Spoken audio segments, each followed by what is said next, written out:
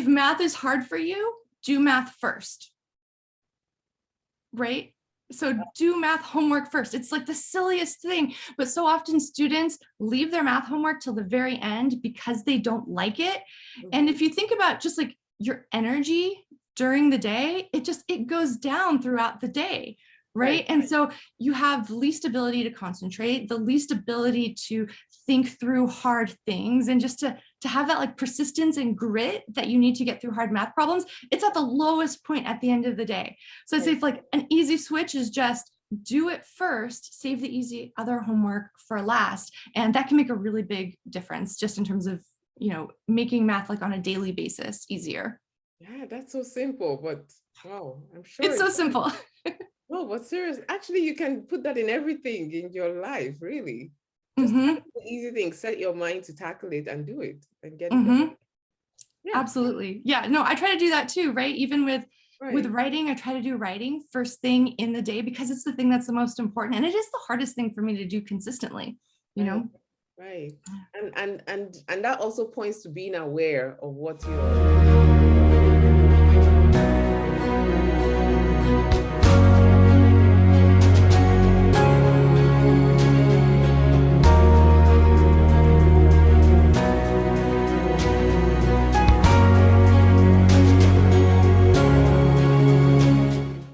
Hello again, family and friends. Welcome to another episode of Brain Power TV with Dr. Echo. And it's my pleasure to introduce to you this amazing lady we're going to hear from today. Her name is Allison, and she's an educator.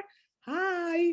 And she loves math. So she's going to tell us why and how we can fall in love with math and how it'll help our brains function better. So, Allison, please welcome to Brain Power TV and tell us how you fell in love with math. Oh, Dr. Echo, thank you so much for having me. I'm so excited to be here. And I guess I should start by saying you don't have to love math to help your kids. So if you're sitting here thinking, I hate math, it's like my least favorite thing to help them with, like, don't worry, I have lots of tips to help you make it easier for you and your kids. But to introduce myself, yes, my name is Allison Dillard, and I am a math professor at a community college. And I'm also the author of several math books. So I have Crush Math Now, Raise Your Math Grade. And then my newest book is the Love Math Journal, which is actually a growth mindset journal for 4th through 8th grade math students. And yes, I love math. I actually host the Allison Loves Math podcast, where I get to interview, educators and leaders and like parenting and education on all of the different ways that we can help students to succeed in math. So yes, math is kind of my jam. Yay! So excited. So you said you do help parents and you help kids. And Allison, actually, before we went on air, Allison was just telling me how I love Math Journal. She's going to be translating it into French. And I told her, oh, this is amazing. It's the beginning of great things, because now you can translate it into any language, right, Allison? Yes, it was really cool to it's the first book that I've had translated into another language. And it was very cool. Actually, my co-author for the book is from Canada. And so they have a lot of French speaking schools up there and in need of French resources and French math resources. So we created it there. And yes, I'm excited. I love the idea of getting the journal into schools, not just here in the United States, but across the world. That would just make me so happy, Yes. That would be fabulous. Yes, I'm hoping for that for you. So yeah, so let's start with kids. There are some kids watching. Can you give kids, what are your best tips on how to fall in love with math, or how to do better with math, or how they should think about math? All right, so let's start with how to think about math. Okay, so there are a lot of kids who think that they are just not good at math. Okay, so this is you, right? If you just think I'm not good at math, some people are naturally good at it. I'm just bad at it. I don't get it. I just don't have the ability to do it. I want you to think of it not as like some magical thing. It's not like Harry Potter where some people have magical powers and some don't, right? Math is actually just a skill, right? And so it's a skill, right? Just like learning how to play soccer, just like learning how to play the piano, just like learning how to read, actually. And so I think if you can change how you think about math and just remember it's a skill and it takes practice, then that can help you sort of get out of that mindset of like, oh my gosh, it's just too hard and I can't do it, because that mindset kind of sets students up to give up before they even really give it a good try. Yes. And I love what your poster says on your wall. It doesn't get easier, you get stronger, because, oh, I love that. Thinking about it as a skill. Because I often tell my patients, if you can you memorize all the plays you have in football? They're like, yes. And I'm like, okay. So that means that your brain is working really well and you can learn the schoolwork you have. And they're just looking at me like this, but it's so true. I love what you said about that mindset shift. I'm sure that helps, even the parents as well. Right. And it's true for parents too, right? Because I think a lot of us grew up with a different mindset. We were actually told growing up, like, oh, some people are good at math and some people aren't. And, you know, it is a different way of looking at math than I think how we might have grown up from it. And next, you were talking about why do we need math? Or like, why is it important? And I think that goes back to what you were talking about with the football plays, right? We have the ability to do math, just like we have the ability to remember all of the football plays or learn how to dribble the ball in soccer, right? Whatever it is, we have the ability. But with like the football play example, there's a really strong motivation to do it, right? Because if you don't memorize it, you're going to mess up in the game. You're going to let your teammates down, right? So there's a really strong, like, it's very obvious, I guess, the reasons why you need to do it. So you do it.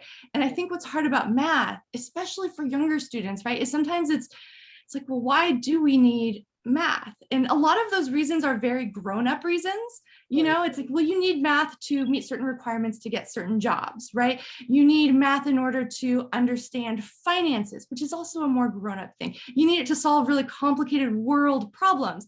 It's also a grown-up thing. So a lot of those answers really come back to you're learning math because it's a foundational grown-up skill if you want to build whatever life it is that you have, if you want to not have limits on what you can do as a grown-up and not have limits on the impact that you can make as a grown-up. Because, you know, as if you ever watch the TV, right, we know there are a lot of problems in the world and we need all of you guys to grow up to be able to solve very complex problems. And so some of the need for math, it's a little bit more long-term, but it is very, very important as much as those football plays, you know, even though it might not seem like it in the moment. Yes, you're absolutely right. Yep. So what are some tips that you can give kids to make math easier? Okay. So we covered the mindset part of it. So first, okay, I'm going to do just like a super easy, almost like scheduling tip. Okay. If math is hard for you, do math first. Right? So do math homework first. It's like the silliest thing, but so often students leave their math homework till the very end because they don't like it. And if you think about just like your energy during the day, it goes down throughout the day, right? And so you have the least ability to concentrate, the least ability to think through hard things, and just to have that like persistence and grit that you need to get through hard math problems. It's at the lowest point at the end of the day. So I'd say if like an easy switch is just do it first, save the easy other homework for last. And that can make a really big difference just in terms of, you know, making math like on a daily basis easier. Yeah, that's so simple, but wow, I'm sure it's so simple. No, but serious. Actually, you can put that in everything in your life, really. Just the easy thing, set your mind to tackle it and do it and get it done. Yeah. Absolutely. Yeah, no, I try to do that too, right? Even with writing, I try to do writing first thing in the day because it's the thing that's the most important. And it is the hardest thing for me to do consistently, you know? Right.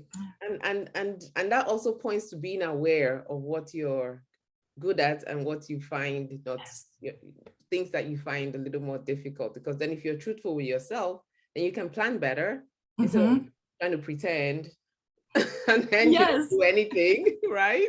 Yes. And you're right. That's a really important learning skill. I think it's not just math, right? It's learning how to learn. I think an important part of being a student is learning, what your strengths and weaknesses are, right? Being able to estimate how much time things take you to do or to complete, you know, and all of that. It's good to reflect on that sort of stuff. And like you said, be honest with yourself and plan accordingly. Yeah, love it. Okay, more tips for the kids, please. All right. So this is the tip that everybody likes the least, okay? Because it is the hardest, all right? In order to improve in math, you have to strengthen your math foundations, okay? Now, what this means is that math, because math is a skill and it builds upon itself, right? That means that if you're trying to do, say you're in high school, right? You're in Algebra 2 and you're trying to do Algebra 2 level work, there are actually hundreds, if not more, if not thousands of prerequisite skills that you have learned from kindergarten all the way up through the beginning of the semester that lead to your ability to do these complex Algebra 2 problems, right? And one of the things that's the hardest for students to remember is that oftentimes the mistakes that we make on our current material come from things in the past that we maybe didn't learn well enough, or we maybe forgot, all right? So focus on previous skills that you might be causing you to make mistakes. And the reason why I say this is because I teach at a community college, right? And so these are college students, right? And so I get college students in my classes who are making multiplication mistakes. Okay. And the thing that pains me so much about that is that we learn multiplication in, what is it, second grade, I think? We start and then goes into third, I think. And so these poor students from second, third, fourth, all the way through high school into college have been making mistakes on all of their math tests because of one skill from second grade that they didn't at some point along the way bother to go back and relearn. Right. And so nobody stopped them this whole time. And nobody stopped them the whole time, right? Which does go back to being a student. Ultimately, it's your responsibility, right? The teachers have so many students, they can't remind every single one of them all of the different foundations that they need. So ultimately, even though it would be nice for a teacher to remind you of this, you have to be the one to look at yourself and say, what mistakes am I making? Where did those mistakes come from? And how can I go back and learn it? And honestly, if you're in Algebra 2 and you just have to go back and remember what 6 times 7 is, you can do a couple of flashcards. You have it done in a week. It's so easy compared to the hard stuff you're currently learning. And that is really the fastest way to raise your grade, is to track those mistakes and go back and learn those prerequisite skills. Love it. No, it's true. Instead of putting a Band-Aid, just go fix the thing and then you can smooth sailing forward. Yes, and I'll add that so many students call these mistakes careless errors. They say, I understand everything, but I just make careless errors. And the thing about calling them careless errors, it sort of takes away any responsibility for fixing it, because, oh, it's careless. There's nothing I can do to fix it. I know it. And I can't tell you how many students have been wildly insulted when I tell them that they don't know multiplication. Okay, because it is offensive. That's something I learned so many years ago. All right, but if you fix that instead of just, like you said, putting a Band-Aid on it, that will help your grade more than anything else. Multiplication, division, order of operations, and fractions. Those are the 4 skills. Keep an eye out for those. Yeah. Yes. So what should kids do in the summertime? What should kids do in the summertime? I mean, with regards to what they learned the year before. It's a good idea for once in a while to flip through and just look over things, especially now we've learned that if we identify spots that we are not quite sure of. What do you think of that? So my husband and I have opposing views on this. He likes to use the summer to have the kids do workbooks, to do extra work so they learn a little extra, to supplement what they learned during the school year, and to, like you'd said, learn any weak spots, right? Review any weak spots that they have. I, on the other hand, like to give them a break during the summer, because I feel like we learn so much that it's just nice to have a period of time where we don't have to worry about that stuff. So I'd say if you are a student, again, this goes back to understanding yourself as a student, learning how to learn, thinking about what you need. If you kind of know that you're behind, and if you kind of know, gosh, I'm going to be in trouble in the fall when I start whatever the next class is, then think about what it is you need to learn and review those things. On the other hand, if you're one of those students who's always go, I always get everything, don't think I need to learn extra so I can make sure that I have that A. That might be a situation where a break would actually really do you good. So I think that is something where it really depends on the student. And so as a student, right, part of learning how to learn is assessing that for yourself. Right.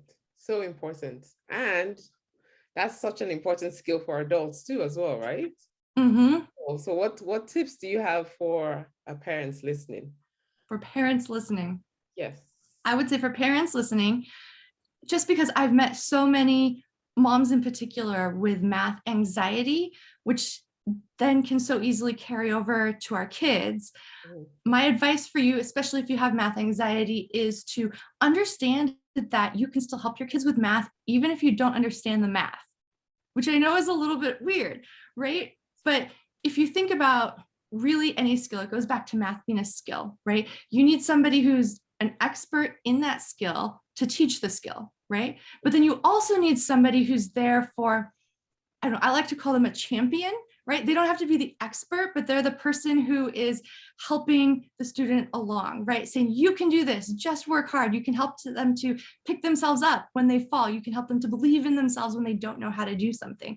And so you can still be that champion for your kid when it comes to math, even if you don't know the math itself. And I think all parents will eventually hit a point where they don't know the math, right? If my kid's going to get PhDs in math, they're going to hit a level of math where I can't help them anymore, right? But I can still tell them, of course you're able to do it, right? Oh, it doesn't matter if you didn't do well on that test. You pick yourself up and keep going, right? And then I can help them to create the team, right? Or build the team of experts who can help them, right? So who is the teacher that can help them?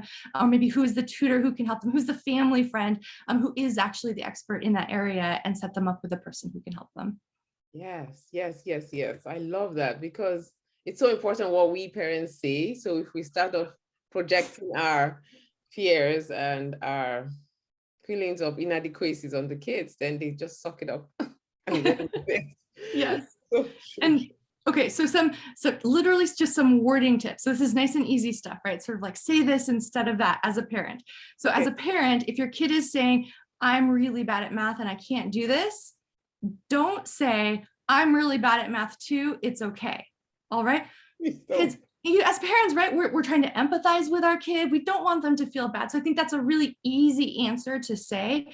Instead, you don't have to say, oh, I love math and I'm brilliant. Don't lie to them, right? We don't want to do that. But instead, you just say, I know it's hard, right? But it's a skill and you keep practicing. Yes. Right.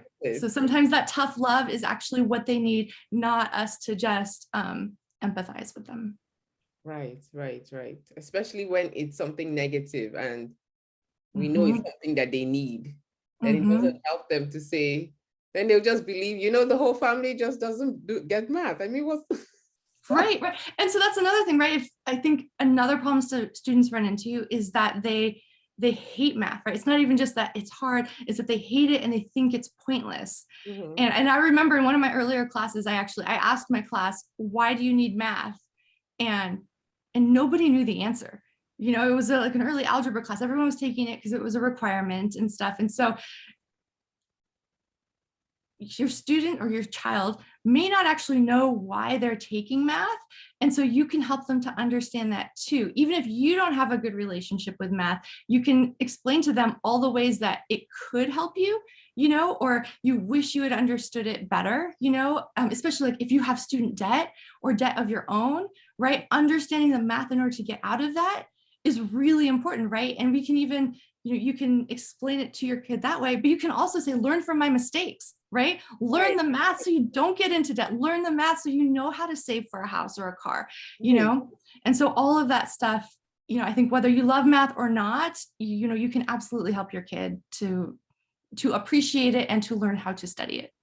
Yeah, or even bringing it back to home, like saying, oh, we're going grocery shopping, so we need to, so this is how much money we have. Yes. So if we know math, then that way we won't overspend and we won't buy more things than we need to, and all of that, and we'll have enough money to get all the groceries we need.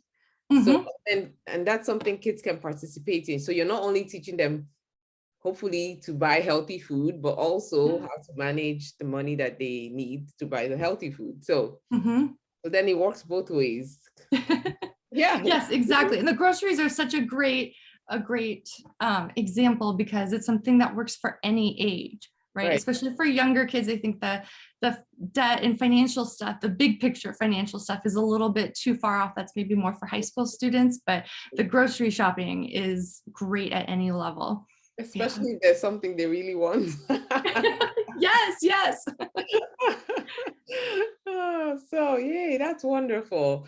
So, in what ways have you found that math? I know there's lots of research about how math helps our brains and all of that. So, what do you tell your students What do I tell my students about that? Yes. about math? Do you incorporate anything about the brain into your teaching of math? Yes, so we know that math is sort of like exercise for the brain, right? Just sort of like sports is exercise for your muscles. Math is like exercise for your brain. So all of those little worksheets and challenge problems and stuff, that's actually strengthening your brain, which is a huge long-term payoff, right? And so yeah. So it will help you not just in math, right? But in all of these other challenging subjects that you're going to learn. And then of course, later on in life, whatever cool, awesome thing it is you decide you want to do with your life, it's going to help you then too. Yeah. I love it. Math is exercise for the brain because then it Yeah. keeps those neurons firing because I mean, math is it's in everything. Everything we have to do, we have to calculate. Can I do this? Can I not? Mm-hmm. So, I mean, I think that when kids and parents see that it's not this thing out there, definitely. And I like that you called it a skill. Then it's more relatable. Yeah, for sure. Right. Right. And yeah, I'm trying to think. You're right. It does go back to everything, right? It's in finances, it's in cooking, it's in grocery shopping, it's in time management, right? If you're just trying to organize your schedule, that's math as well. There's so many different areas that it relates to, and that is really important, kids, for you to understand, and parents for you to share with your kids, because I feel like we should always know why we're doing the things that we're doing, right? That's your why, right? Exactly. It's the why. And because we don't want to raise kids who are just going through the motions and doing things that they think are stupid and pointless. We don't want them to raise them to be adults who are like that. We want to raise kids who are doing things that are worthwhile, putting their time towards things that are worthwhile. And so part of that is teaching them why math is worthwhile. Right. Yeah. Right. So how exactly did you get falling so in love with math that you're teaching math? Because I'm curious. Well, I'm trying to think. I think I always liked math, and I had some really strong math teachers in high school that made sure that I left with really solid math foundation. So I went into college, I actually took Calculus 1 in college. I didn't take AP Calculus, but I had really strong math foundations that I think enabled me to get through the math major. And I was actually a math major and an English major. And so they're two different things, and I just couldn't choose between them. And at the end, I ended up with enough credits to major in both of them. And I'm trying to think.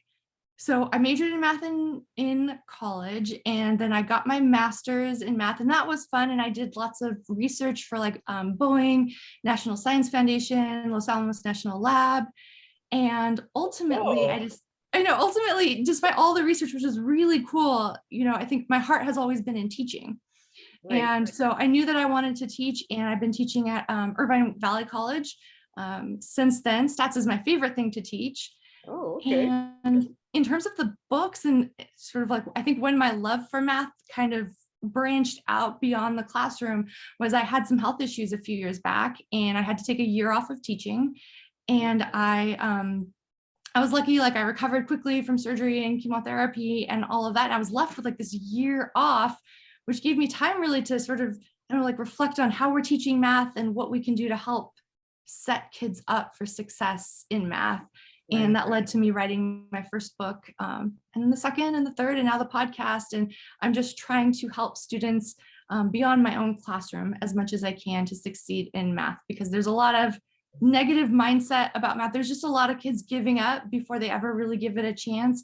And I know that math can be such a powerful tool for students. So I'm just trying to help students see that. Yay, that's so wonderful. So I see your book is called, can you tell us a little bit more about your Crush Math Now book? Sure. Yes. So this was my very first book, Crush Math Now. And this was the one that I wrote during my year off of teaching. And it is essentially everything that I've taught my students and my students that I've tutored over the years, because I started tutoring in high school. And so I did that for well over a decade. Wow. And it's really all of the mindset and the study skills that you need to succeed in math at any level of math, right? Whether you're getting through high school or getting through your PhD, a Oh, wow. lot of Okay. that stuff is the same, you know, so there's no math in the book actually. Oh, okay. Yeah, but I'm trying to think, it covers everything from like mindset to math anxiety, like what to do if you just don't have grit or discipline, what happens if there's like an emergency and you fall behind, Right. what you can do if you have a learning disability. It just sort of, there's a different chapter on everything, and I just sort of wrote it so you can jump to the chapter that you need and it will help you solve your problem. Wonderful. So where can they find your book? Yeah, so this one is, you can find it on Amazon. It's called Crush Math Now. And then my other book is the Love Math Journal. Yeah. And this is a growth mindset journal for 4th through 8th grade students. So if you are a parent and you're like, I don't know how to have all of these little different conversations with my kids about math and why we need math and how to study math, this gives them lots of prompts to reflect on how they're approaching math and what to do. Okay. Wonderful. Yeah, and then my last book is actually an open educational resource, which means that it's free, and it's called Raise Your Math Grade, and you can download that one for free at AllisonLovesMath.com.